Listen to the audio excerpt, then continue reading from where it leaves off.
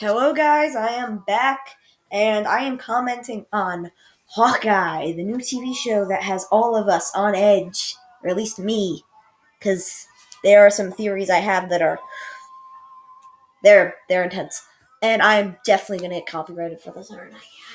Um, but let's talk about Hawkeye. We start off the series with Clint and his family. They're in New York, but not with Laura. Laura isn't with them, which I find strange. Like, why is Laura not with them? Why is she back at home when home is so far away? I mean, like, it doesn't make sense to me that why would Laura not be there? But I'm sure that's something they'll reveal in the next two episodes of Hawkeye, the last two episodes, because it's a six episode series, which I'm very scared with because, I mean, not much can happen in two episodes.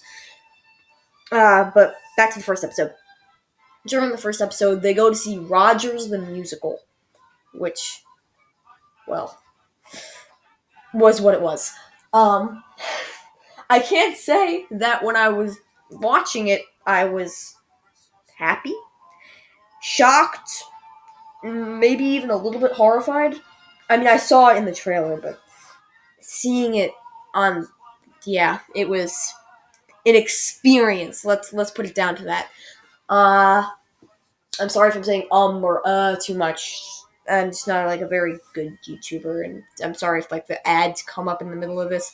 I am not good at this kind of thing, okay? I get so sidetracked. 1 second. I'm back now, and I promise I will not get sidetracked this time.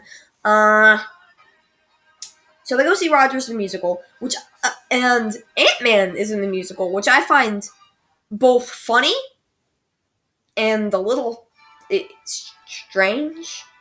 But Hawkeye, I like that Clint comments on it and says, "You know who wasn't there? Ant-Man. That guy, Ant-Man.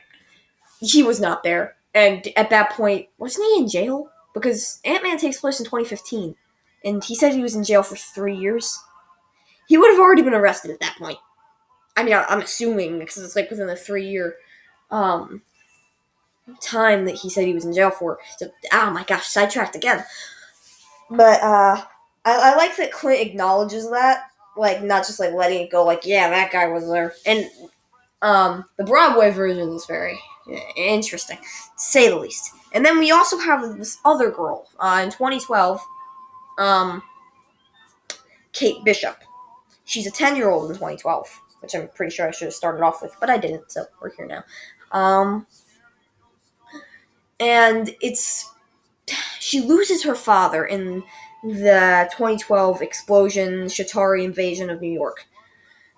She's left with her mother, and her mother raises her, and Kate has become, like, she is amazing at whatever she tries. She's a master archer, she's a master of karate, she's black belt, fencing too. She's just like a master at everything. Let's skip to 2025, after the events of Endgame and Infinity War, which thank goodness I could not relive that. Clint has a hearing aid. I thought I'd just add that in. And I don't know where I'm getting with this. I'm still on episode 1. Long story short.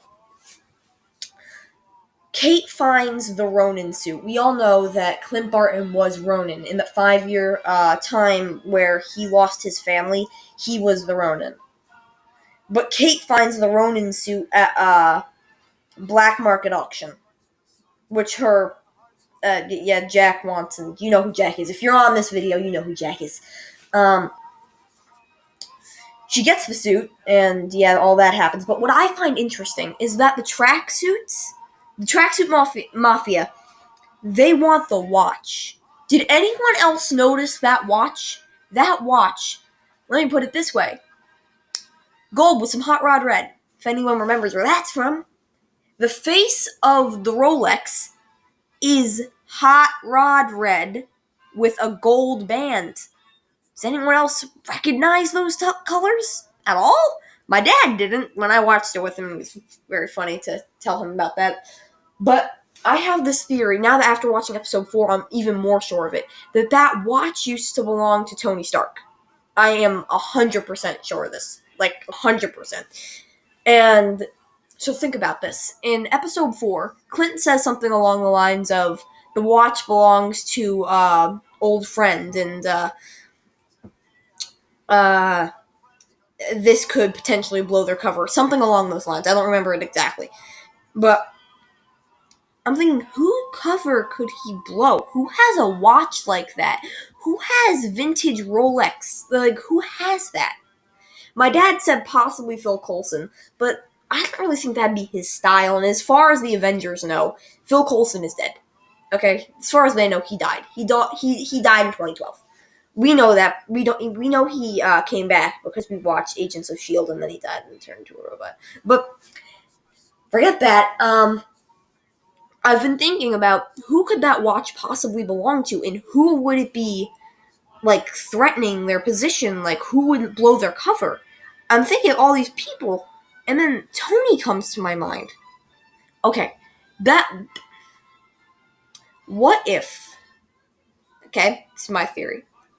What if, after the events of Endgame, they found a way to bring Tony back? Or Tony never died. Think of it that way. Tony never died. And he's now living with Pepper and his daughter back at their cabin. But he stays a secret because he has so many enemies after the events of Endgame. So just think about that. And to me that makes sense. But then listen to this. When asked if he would be coming back to reprise his role as Iron Man, Robert Downey Jr., he has made a big point to say he is no longer a part of Marvel. He has unfollowed everyone in relation to Marvel. Which I find, like, a little... Why is he making such a big deal out of this? Like, why is he saying it and making sure everyone knows? Is it to distract us from something? But that also seems a little bit too obvious. Going by Marvel movies and what happened in the past. But I feel like he's trying to distract us from the fact that there have been various hints throughout any Phase 4 movies or shows, like anything. There has been subtle hints that Tony is not dead. In some of the other episodes, Clint, like, if he mentions Tony, I think he mentioned Tony once. He said to Kate, no, Tony sold that a few years ago, talking about Avengers Tower. He doesn't say Tony like Tony Stark, yes, the hero, the person who died. He doesn't say it like, I don't know how to put this. Honorable? No, that doesn't make sense. He doesn't say it in a way like to honor the dead. Like, yeah, Tony sold that. Not like Tony Stark or Iron Man. He says it like, yeah, Tony, my friend. He doesn't say it as if Tony's dead, does he? No, he doesn't. And whose cover could he possibly blow with that watch? It can't be Peter, because as we know at the end of Spider-Man Far From Home, Mysterio reveals his identity, so no cover to be blown there, and we all are awaiting the 8 days until Spider-Man No Way Home. And we know that the world knows who Spider-Man is, so it can't be Spider-Man. And who else? Like, who else has their cover? And some people think it could be Captain America, and I think maybe it's Steve Rogers, but I doubt it. I don't think Steve would have a watch like that.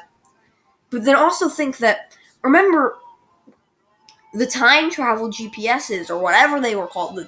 Tony, he figures out how to go through time. He figures out time travel. But the GPSs, they almost look like watches. Except they're on their hands. But I'm thinking maybe that could be a hidden quantum GPS.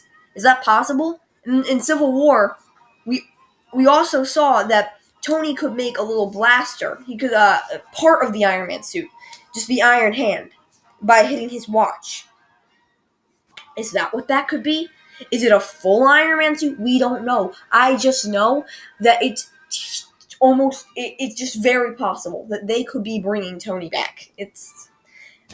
I know there's so much I wish I could explain, but I have only a little bit of time to make this video.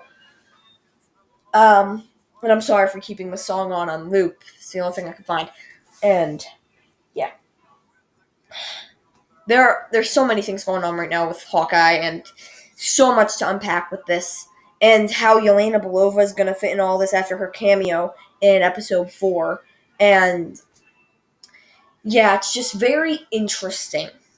Like, what else could they have been recovered from the Avengers compound?